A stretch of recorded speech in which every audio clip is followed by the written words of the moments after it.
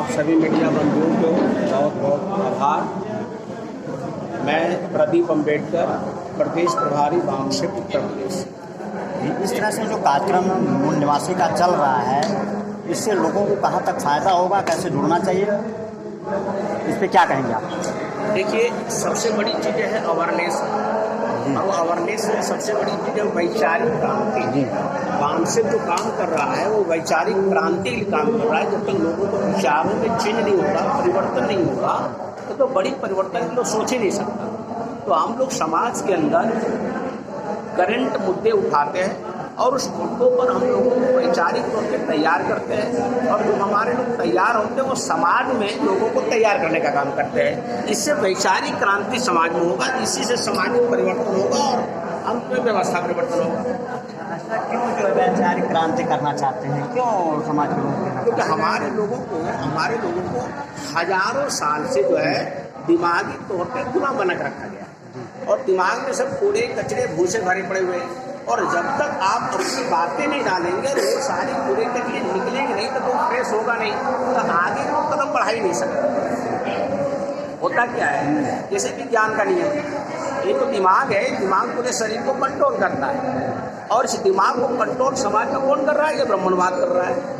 तो ब्राह्मणवाद के पूरे कचरे जो दिमाग को कंट्रोल कर रहा है, उसको हटाए बगैर और अपनी अम्बेडकरवादी विचारधारा को डाले बगैर परिवर्तन हो नहीं सकता। इसके लिए वैचारिक क्रांति की जरूरत है, विचार परिवर्तन जरूरत है। विचारधारा किस तरह से लाना चाहते हैं कानून, तो उनको कैसे सुधारेंगे, इस चीज़ को तो आप देखिए, वो हमारे पुरखों ने भारतीय संविधान के द्वारा समता, स्वतंत्रता, बंधुता और न्याय की बातें की। अब समता, स्वतंत्रता, बंधुता, न्याय पर आधारित जो विचारधारा, ये विचार जब लोगों के अंदर जाएगा तो संविधान का सही तरीके से पालन होगा। मगर ये चीज़ हो नहीं रहा है, क्योंकि संविधान चलाने वाले जो लोग हैं, जिनके नेतृत्व में जो संविधान चल रहा है, जो शासक जाति लोग हैं, वो अपनी गैर बराबरी वाली विचारधारा पर चला रहे हैं। संविधान के अनुसार देश नहीं चल रहा है। अगर ये सोच हमारे लोगों के अंदर आ गया, तो संविधान के अंदर जब देश चलेगा, तब जाकर के अगर कहा जाए इस देश में सचमुच में क्रांति होगी, और वो सामाजिक क्रांति। ये बताइए, कैसे जो है आप जो है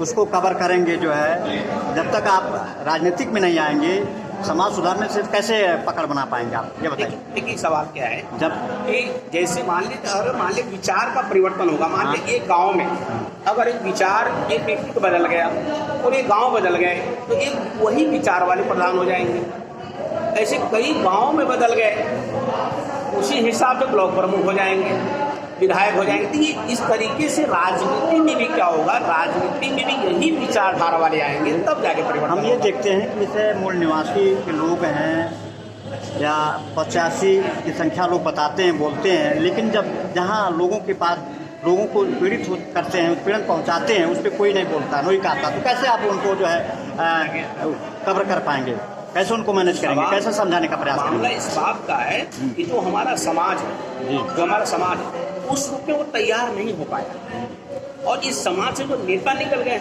समाज से ही नेता निकलते हैं, और समाज का नियंत्रण उनके ऊपर होना चाहिए। तो समाज उस रूप में जब तैयार होगा तो नेताओं पर नियंत्रण करेगा, और नेता उसके नियंत्रण में है नहीं, वो अपनी मनमर्जी से काम करते हैं। और अगर हमने समाज को तैयार कर दिया, तो नेताओं को कंट्रोल करने का काम करेगा।